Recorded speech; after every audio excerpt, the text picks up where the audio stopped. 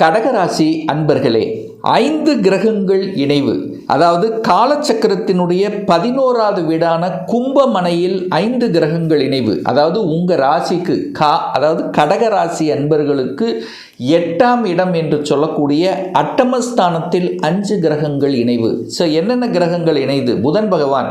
புதனுங்கிறது உங்களுடைய முயற்சி ஸ்தானத்தின் அதிபதி. அதே சமயத்தில் விரயத்தை கொடுக்கக்கூடிய புதன் 8ல் போய் மறைகிறது. சூரிய பகவான் குடும்பாதிபதி, தனம், குடும்பம், வாக்குஸ்தானாதிபதி போய் 8ல் அமர்ந்திருக்கு. சுக்கிரன் என்பது 4க்குரியவன், சுகத்தை தரக்கூடியவன். அதே சமயத்தில் லாபத்தை கொடுக்கக்கூடிய சுக்கிரன் போய் 8ல் மறைகிறார். செவ்வாய் என்கிறது 5க்குரியவன், பூர்வ புண்ணியஸ்தானத்தின் அதிபதி, பஞ்சமஸ்தானத்தின் அதிபதி. அதே சமயத்தில் 10க்குரியவன், தொழில் ஸ்தானாதிபதி 8ல் போய் உட்கார்ந்துருக்கு. சார், எல்லா கிரகங்களும் 8ல் போய் உட்கார்ந்துருக்குதே, அப்போ கெடுபலன்களை அதிகமாக கொடுத்து விடுமா என்கின்ற ஐயப்பாடு கடகராசி என்பவர்களுக்கு நிச்சயமாக எழும். அதில் மாற்று கருத்து இல்லை. ஆனால் குருவினுடைய பார்வை, பாக்யாதிபதியினுடைய பார்வை பெற்றிருக்கிறதுனால திடீர் அதிர்ஷ்ட வாய்ப்புகளும் தேடி வரும் இந்த கடகராசி என்பவர்களுக்கு. அதாவது 8ல் 5 கிரகங்கள், 12ஆம் இடத்தில் குரு. அப்போ 8, 12 எல்லாமே போய் 8, 12லேயே மறைஞ்சு இருக்கு. அப்போ மறைந்து இருந்து உங்களுக்கு நன்மையை தர காத்து கொண்டிருக்கிறது அப்படின்னு எடுத்துக்கலாம். ஸோ 8ஆம் இடம் என்பது வலி, வேதனை, துக்கம், துயரம், அசிங்கம், அவமானம் என்று சொன்னாலும் கூட திடீர் அதிர்ஷ்டம் அங்கதான் புதைந்திருக்கிறது அப்படிங்கிறத ஞாபகத்தில் வைத்துக் கொள்ளுங்கள் இந்த கடகராசி என்பர்கள். அப்போ என்ன அர்த்தம் அப்படின்னா, வலிவேதனை என்று சொல்லக்கூடிய நெகட்டிவ் விஷயத்துக்கு இந்த கடகராசி என்பர்கள் போகக்கூடாது. அதாவது நீங்கள் நல்லதே ஏதாவது செய்தாலும் எதையாவது குறை சொல்வார்கள். அப்போ வாக்கு விஷயத்தில் கவனமாக இருக்கணும். ஏன்னா 2ஆம் அதிபதி போய் 8ல் மறைஞ்சிட்டார். அப்போ தேவையில்லாத வாக்கு இதை கொடுக்க வேண்டாம். யாருக்கு ஜாமீன் கையெழுத்து போடக்கூடாது. இதை மைண்டில் வச்சுக்கோங்க. ஜாமீன் கையெழுத்து போட்டிங்கன்னா அதை நீங்கள் கட்டக்கூடிய தன்மைகளுக்கு ஆளாக்கப்படுவீர்கள் அப்படின்னு மனசில் வச்சுக்கோங்க. ஸோ 2ஆம் அதிபதி 8ல் போய் மறைந்து இருக்கிறதுனால குடும்பத்தில் பிரிந்திருக்கின்றவர்கள் அல்லது குடும்பத்தில் கருத்து வேறுபாடாக இருக்கின்றவர்கள் எல்லாம் இப்போ உங்கள் ஆழ்மனதில் தோன்றும், ஏன் பிரிந்திருக்கக்கூடாது, நாம் ஒன்றாக இருக்கணும் அப்படிங்கிற ஞானோதயம் வெளிப்படுத்தும். ஏன் சொல்கிறேன் அப்படின்னா, அந்த வழிகளை இப்போ உணர்ந்து கொண்டிருப்பீர்கள். யாராவது ஒரு மூலியமாகத்தான் உங்களுக்கு உங்கள் குடும்ப உறவுகளில் விரிசல் வந்திருக்கும். உங்களால் வந்திருக்காது. கணவன் மனைவிக்குள்ள ஒரு பிரச்சனை வந்துருதுன்னா, ஒரு ஈகோ கிளாஸ் வந்திருக்குன்னா, அது உங்களால் வருதோ இல்லையோ மற்றவர்களுடைய குறுக்கீடுகளால் வந்திருக்கக்கூடிய அமைப்பு. இப்போ நீங்கள் அதை உணர்வீர்கள். அப்போ ஒருவருக்கொருவர் புரிந்து கொள்ளக்கூடிய வாய்ப்புகள், சந்தர்ப்பங்கள் இந்த காலகட்டத்தில் நிச்சயமாக உருவாக்கும். அப்போ சேருவதற்குண்டான, பிரிந்திருந்த தம்பதிகள் ஒன்று சேருவதற்கான வாய்ப்புகள், சந்தர்ப்பங்கள் உங்களுக்கு ஏற்படுத்தும் அல்லது உங்கள் மனதில் தோன்றும். அதை கெட்டியாக பிடித்து கொள்வது நல்லது இந்த கடகராசி என்பர்கள். அதாவது வழிகளை கொடுத்து கொண்டிருந்த விஷயங்கள் இப்போ வழிகளிலிருந்து விடுதலை செய்வதற்குண்டான வாய்ப்புகள், சந்தர்ப்பங்களை உருவாக்கும். ஒரு வம்பு வழக்கு, கோர்ட்டு கேஸ் ரொம்ப நாளாக நடந்துட்டு இருக்கு சார். அது ஒரு பிரச்சனையாக இருக்குது. நெடு நாட்களாக ஒரு வழி இருக்குது. இப்போ அந்த வழியிலிருந்து விடுதலை பெறுவதற்குண்டான சாத்தியக்கூறுகள் உங்களுக்கு தென்படும் அப்படிங்கிறத நான் இந்த இடத்துல சொல்கிறேன். பணம் எங்கேயோ ஒரு இடத்துல சிக்கி கொண்டிருக்கிறது. பணம் வரமாட்டேங்குது. இப்போ பணம் வருவதற்குண்டான வாய்ப்புகள், சந்தர்ப்பங்கள் உங்களுக்கு ஏற்படுத்தி கொடுக்கும். அந்த சந்தர்ப்பங்களை அதை கரெக்டாக பிடிச்சிக்கிறது நல்லது. பெரிய மனிதர்களின் தொடர்புகளை இப்போ உங்களுக்கு நிச்சயமாக ஏற்படுத்தும். அவர்களின் மூலமாக உங்களுடைய காரியங்களை நீங்கள் ஏற்படுத்தி கொள்ளலாம். காரியங்களை ஜெயிப்பதற்குண்டான வாய்ப்புகளை உருவாக்கி கொள்ளலாம்.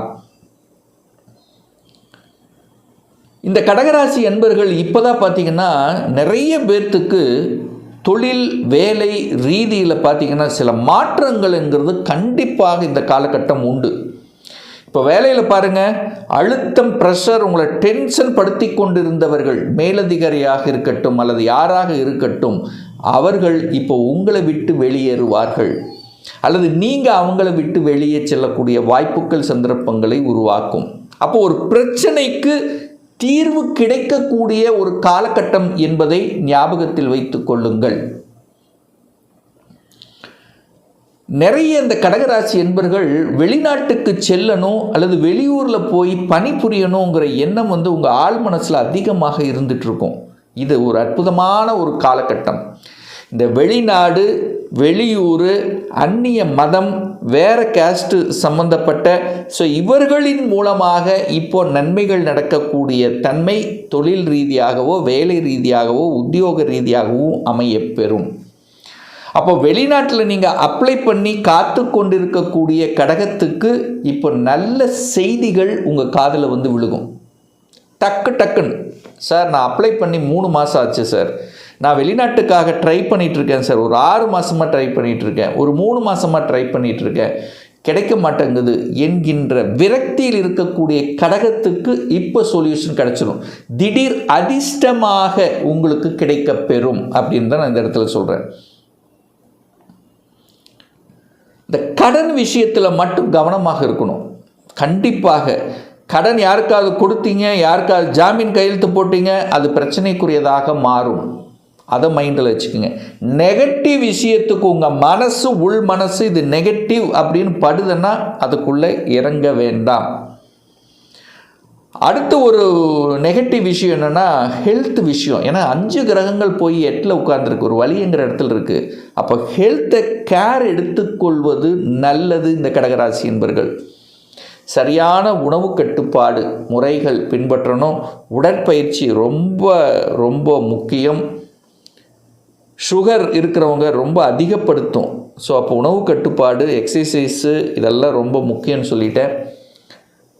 4க்குரியவன் போய் 8ல் உட்கார்ந்துருக்கார். அப்போது இந்த காலகட்டத்தில் வித்தைகள் ஏற்படுத்துவது, அதாவது என்ன, வாகனத்தில் வித்தை நடத்துவது, வேகமாக செல்வது, இதெல்லாம் கண்டிப்பாக கூடாது. இரவு நேர பயணங்களை முற்றிலுமாக தவிர்ப்பது கடகத்துக்கு நல்லதுங்கிறத மைண்டில் வச்சுக்கோங்க.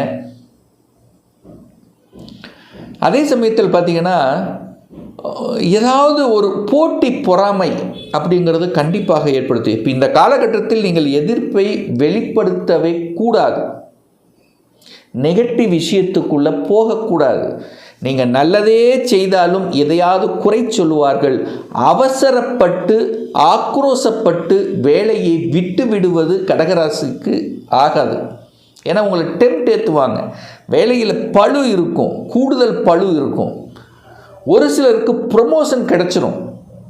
அதாவது 10ஆம் அதிபதி 11ஆம் அதிபதி இணைந்து இருக்குது. அப்போ தொழிலில் லாபத்தை கிடைக்குமா? கண்டிப்பாக கிடைக்கும். என்ன 2 மணி நேரம் சேர்ந்து உழைக்க வேண்டியது இருக்கும்.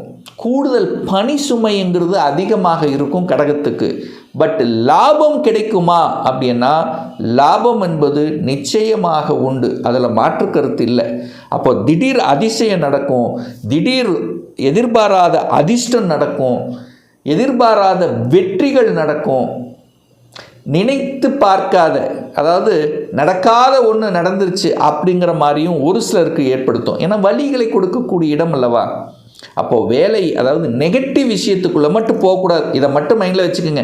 ஏன்னா 5 கிரகங்கள் 8ஆம் இடத்தில் இருக்கார். குரு என்கின்ற பாக்யாதிபதியும் 12ல் இருக்குது. அப்போ 6 கிரகங்கள் அப்படியே வெளியில், அதாவது மறைவு ஸ்தானத்தில் இருக்கின்றதுனாலையும், ஆனால் 8, 12 கனெக்ட் ஆகிறதுனால திடீர் அதிர்ஷ்டம், திடீர் குழந்தை பேரு, திடீர் குழந்தை பாக்கியம், திடீரென்று வேலை கிடைப்பது, இந்த மாதிரி நற்பலனை கொடுக்கக்கூடிய காலகட்டமாகவும் இந்த கடகத்துக்கு அமையும். எது இருந்தாலும் ஒரு புள்ளி வச்சு ஒரு கோலம் போட்டுருங்க, அவ்வளோதான். புதிய முயற்சிகள் எடுக்கும் பொழுது கொஞ்சம் இது ஓகேவா, ரைட், கரெக்டாக இல்லையா அப்படிங்கிறத கொஞ்சம் நிதான போக்குடன் செயல்படணும் என்பதை ஞாபகத்தில் வைத்துக்கொண்டு செயலாற்றுங்கள்.